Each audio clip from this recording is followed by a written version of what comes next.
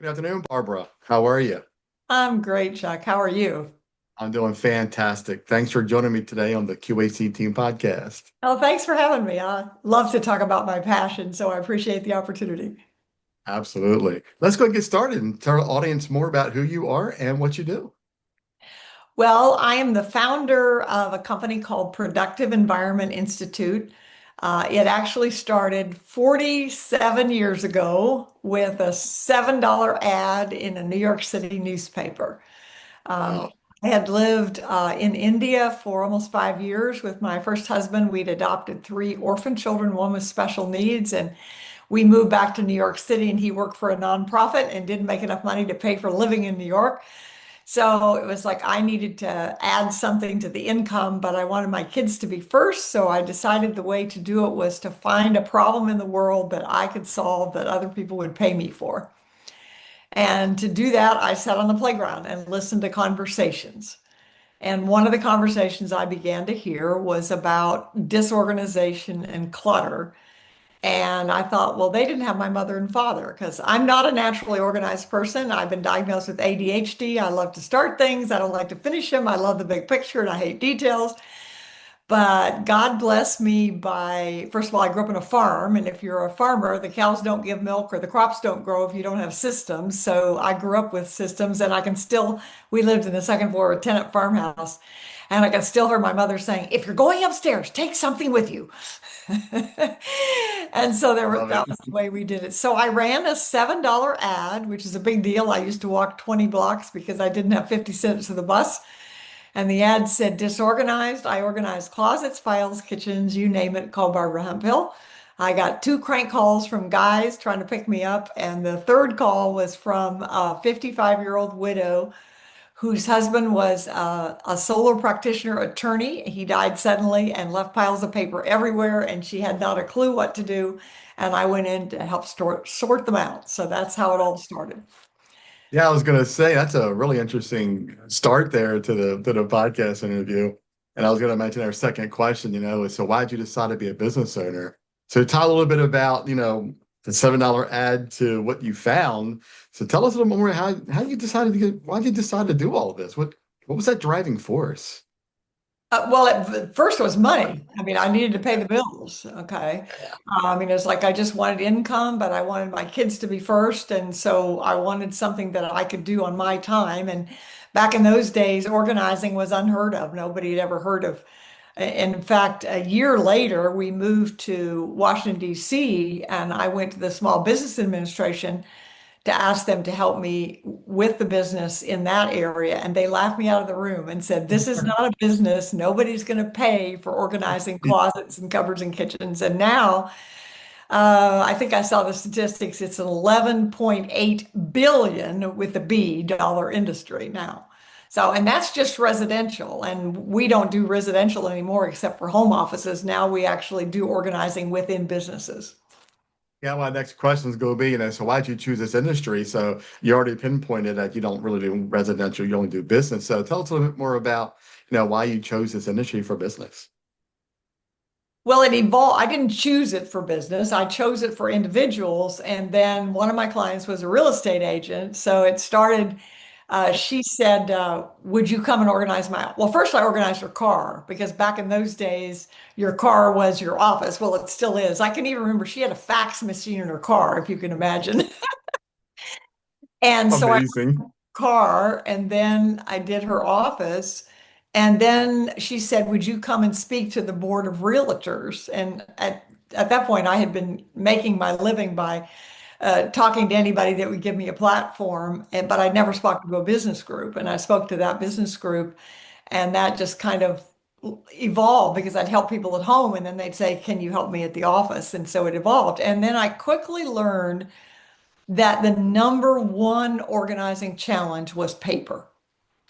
I can remember one of my clients was an astrophysicist, and I was organizing his garage, which was full of boxes of papers from his business.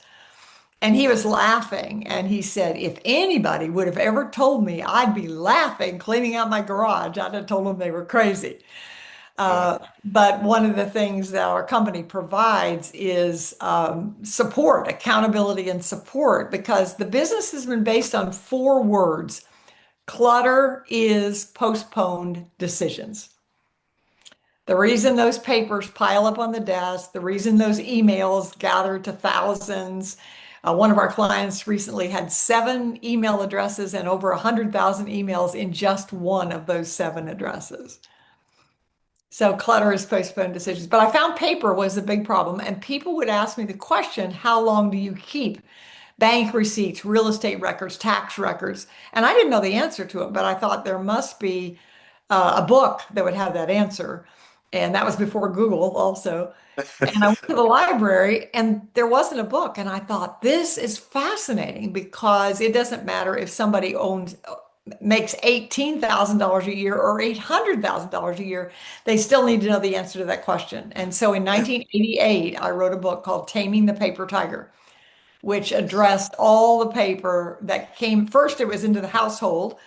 And then we split it up and we did Taming the Paper Tiger at home and Taming the Paper Tiger at work, because then we found out, well, papers at work is the same. And then we moved into the digital age. So for years, my company was called the Paper Tiger Institute.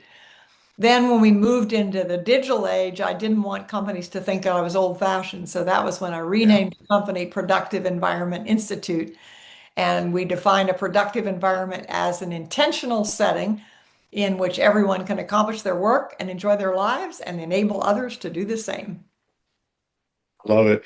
And my next question obviously is going to tie off of that.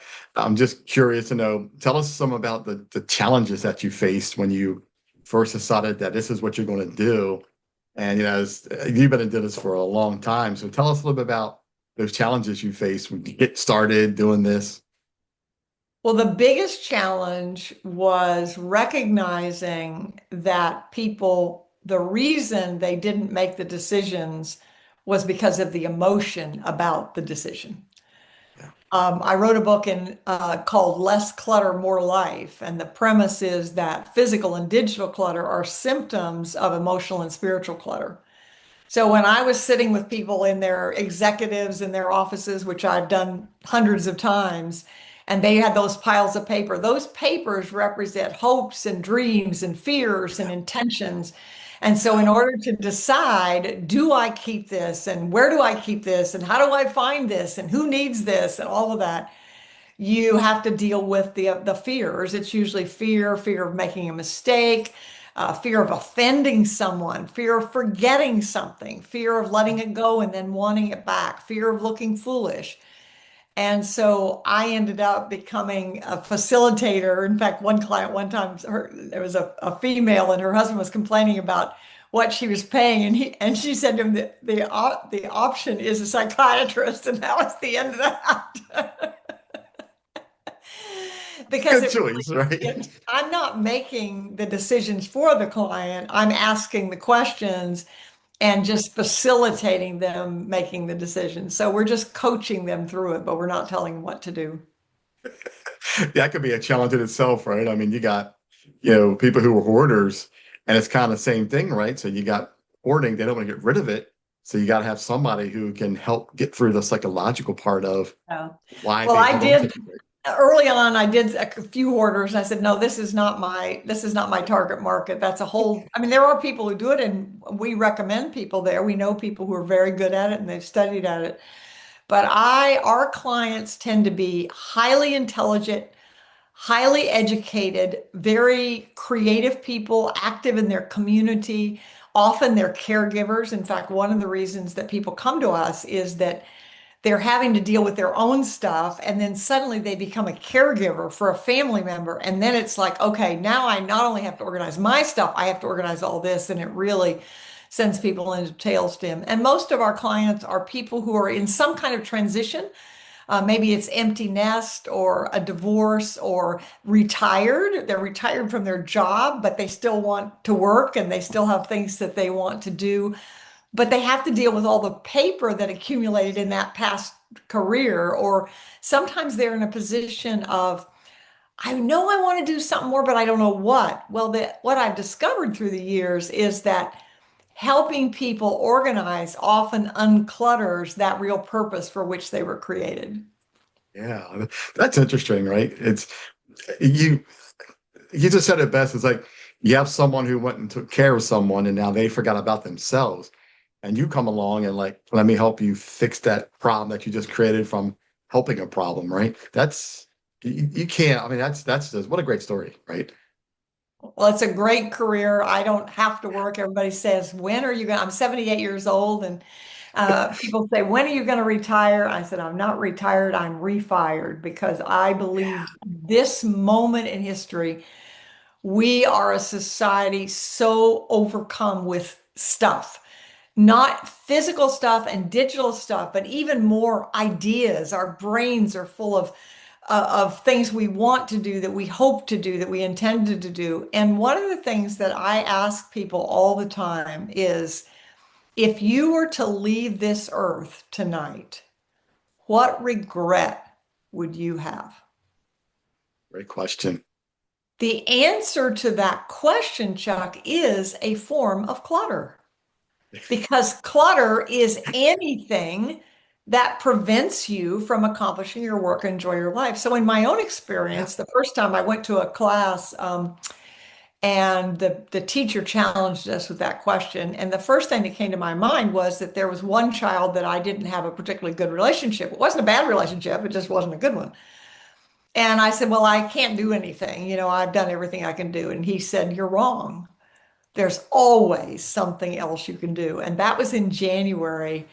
And I thought, okay, if I haven't connected with this child, a daughter, by Mother's Day, I'm going to get on an airplane and fly and show up on her doorstep.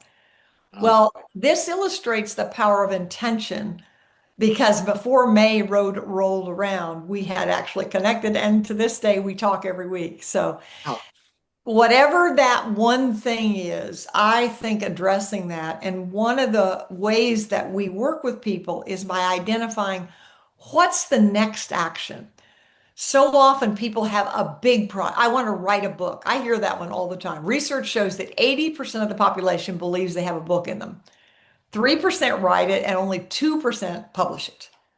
oh, And often I help people write books because sometimes my generation, we collect china and silver and art because we thought that was the legacy we were leaving our children and grandchildren, right. only Yeah. to find out they didn't want it. And that brings a whole new issue of emotional. It's like, well, what does that say about my life? So Yeah. then part of when we're working with them clearing the clutter, it's like, okay, what is your legacy? And sometimes it's their story, and your very best legacy you can leave is your story. I just went through this very thing you talked about, just brought back, gave me chills because I went through my mother's stuff who had passed away in 2015.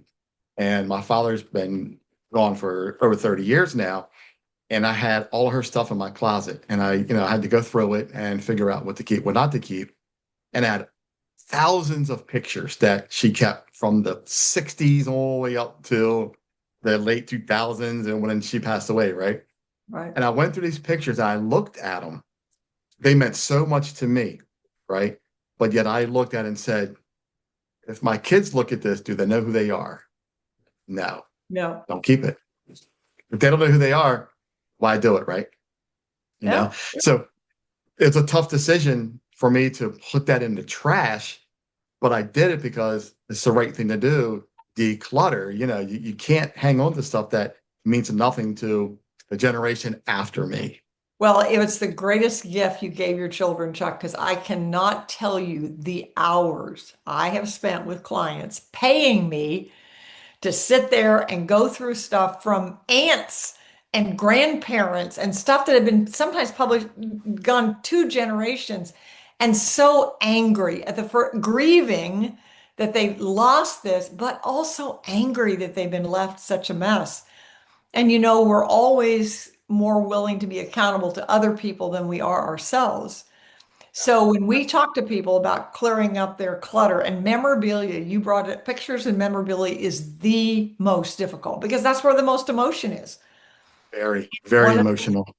Very, Yeah. very emotional. And so you need to go through that. And part of doing it with someone else is that you can go through that. In fact, one of the things I learned, I was autographing books, Taming the Paper Tiger at Barnes& and Noble in New York City. And I made the comment that one of the things I had learned was that when people had trouble letting go, if I asked enough questions, I would always find that they had had a severe emotional loss. And when I was done speaking, there was a young man in his early 20s came up and he said, "My apartment is so full of stuff, mostly paper. I haven't had anybody in it for months." And he said, "I come home from work at night." He said, "I sort on my bed because it's a studio apartment and I don't have much flat space." And he said, "I begin sorting the papers on my bed." And he said, "I literally become physically paralyzed." And he said, "There are nights when I shove the paper aside and literally crawl into bed with my paper." And then he looked at me and he said, "My mother died when I was 6. Are Wow. you telling me I have to deal with the grief of losing my mother before I can manage my paper?" I said, "Well, I can't answer that. I'm not a mental health professional. But what I can tell you from the experience I've had is that if you find someone you trust, probably not a family member in most cases, who can help you decide, okay, clutters postpone decisions, helping you decide what you want and what you need to keep, then you will be able to organize your paper. And what I found is it helps decision making everywhere else as well. So yesterday I met with a gentleman who's a sommelier in a restaurant, and he has been there 39 years and has piles of paper, which his boss has been trying to get him to do something with, and he was very reluctant. But he's going through his mother's stuff. And now he's realizing how difficult that is. And so I said, if we organize the papers on your desk, it will help you organize your mother's stuff because it's going to teach you decision making. And the decision making is the key to what it is. Well, I told that story about the man in New York. I was speaking to a group of 700 executive women at a university.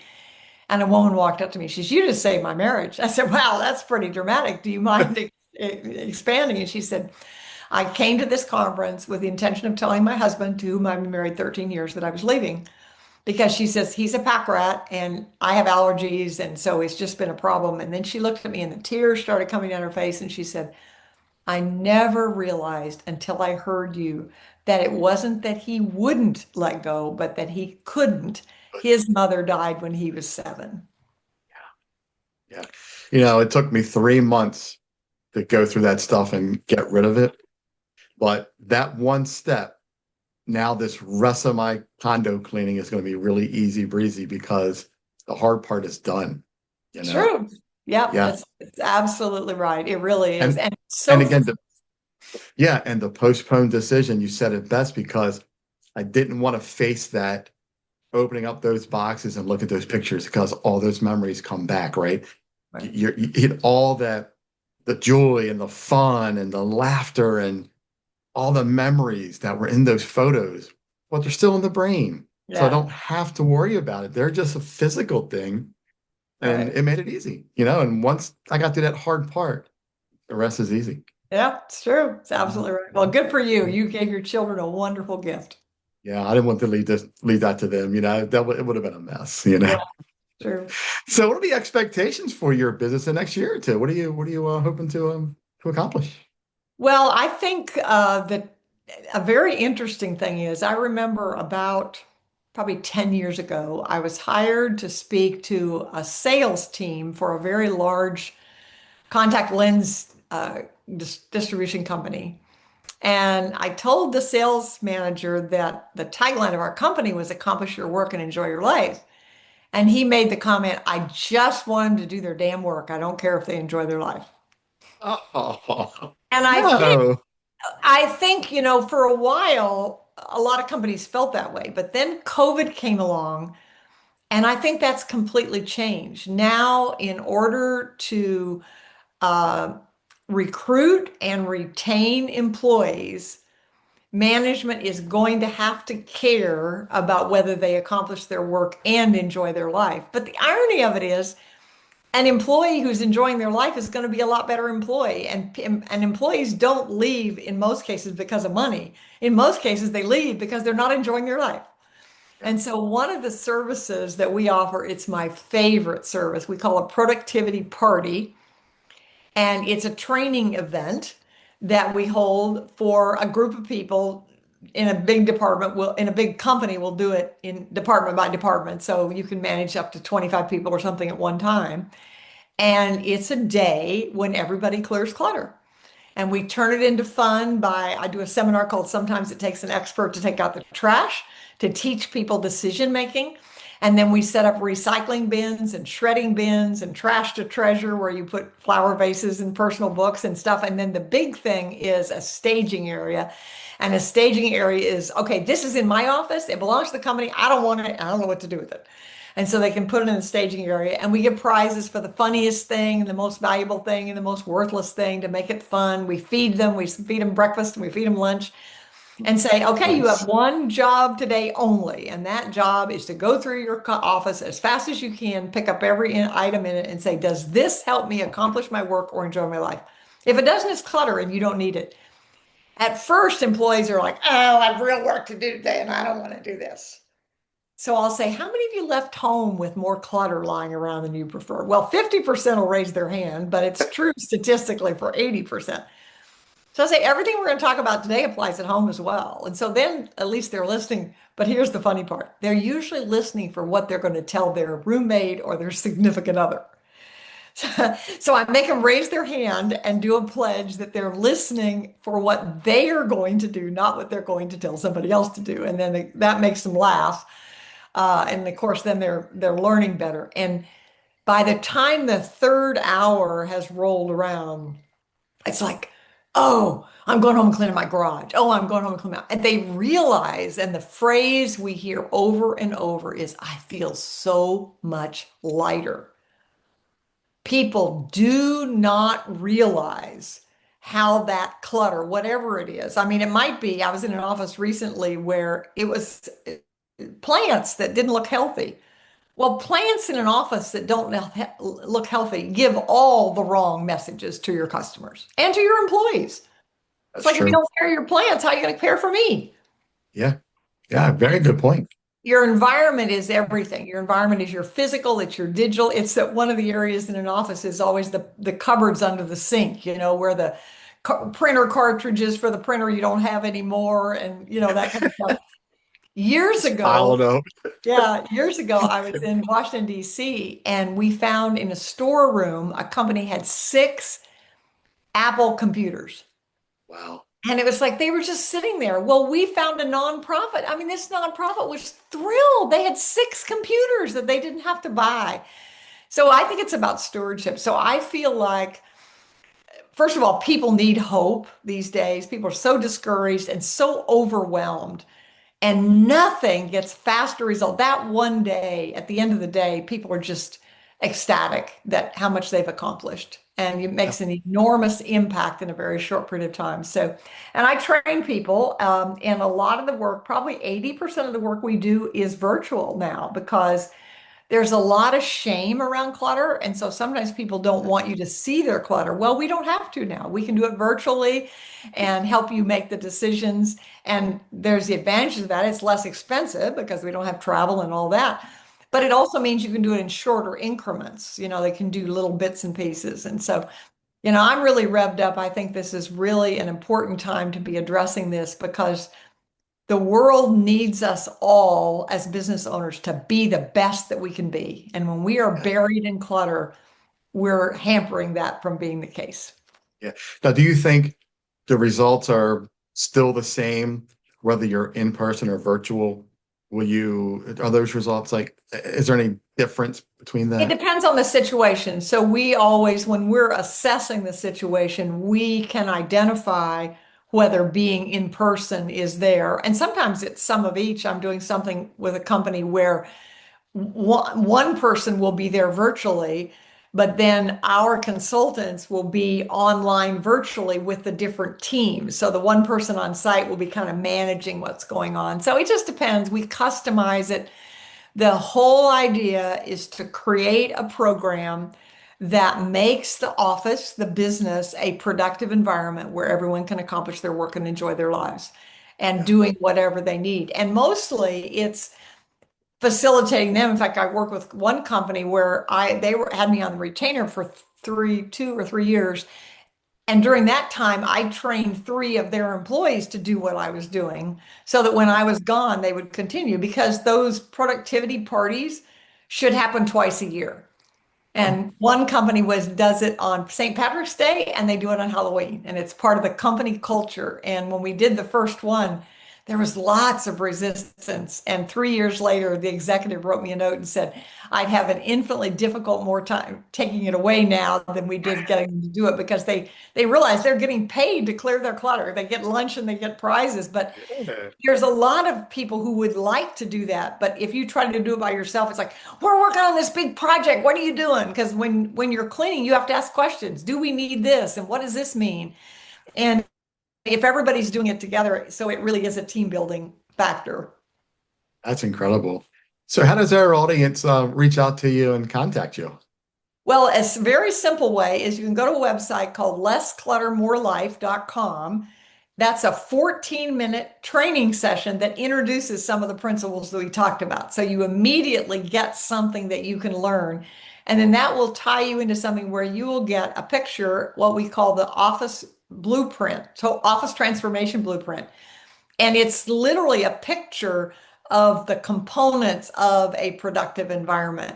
And then you'll be on that way you can get on our list. And we do all kinds of other events. We're doing an event coming up later this month called Project Palooza. And it's a Saturday and it's 3 hours, and every participant is picking some project that they want to move forward. And so then we're facilitating. It might be a decluttering project. It might be one person's coming on because she wants to write a book. So we're going to use those 3 hours to put a plan together for how she's going to do that. What's the deadline and how does she find a publisher and all that? So Project Palooza. So we do different. We did a picture palooza one time, which had to do with organizing your pictures. We've done paper palooza, do files. We have all kinds of services that are available depending on what people use. So if they go to lesscluttermorelife.com, that will put them in touch with us, and then we can help them figure out exactly what it is that they want to do. Because between the experience that I've had, my business partner, we've been in business together 20 years, and we have consultants that some of them has been with us for over a decade. So we have lots of experience, and we sometimes work with more than one person with the same client because we kind of match people up according to what their needs are. That's awesome. That sounds like a really good business model, a good plan. It's great fun. I feel so blessed to have it. It's so much fun to work with the clients. I hear you. Barbara, thanks for coming on and sharing your story with us. I know our audience is going to love it. I'm going to get that link off of your website and I'll put it in the show notes for you. So if our audience is listen to this, they want to reach out to you, I'll put it in there for them, make it easy to reach you. That would be great. And they can always go to my website, barbarahemphill.com, and they can reach out there. I do a 30-minute discovery session for anybody who wants it, just to explore, is there something that you want to do that we could help you do? Yeah. And to also find if they are, should I say, mentally or psychologically in the right place to do that, because that's a big part of this, right? Is that you have to be in the mindset to do this, because I struggled with that for many a days and weeks up to getting it done. I couldn't physically and mentally do it, you know? Well, I think you would have found if we had met earlier that we could have had a conversation early on that would help you get through that.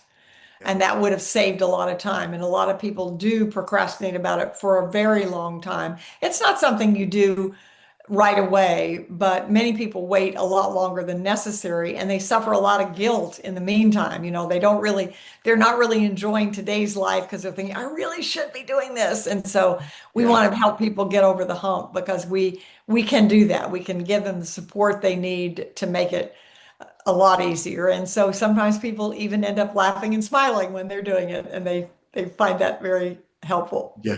And I also feel like a big burden is lifted off of my shoulders because, like you said earlier, when I go, I don't have this stuff laying around for my kids to have to go through, because why should they, right? Nobody behind us should have to deal with our clutter. Absolutely. That's so right, Chuck. Absolutely. Well, Barbara, thanks again for coming on. I really appreciate it. Great story. And we'll catch up soon. Okay, thank you, Chuck. Have a great rest of your day. Thanks. You've been listening to the Q.A.C Team Podcast with your host, Charles Luttrell. Connect with us on the web at QACteam.com, TikTok at Q.A.C Team, Facebook and Instagram at QAC.team. Thanks for your support.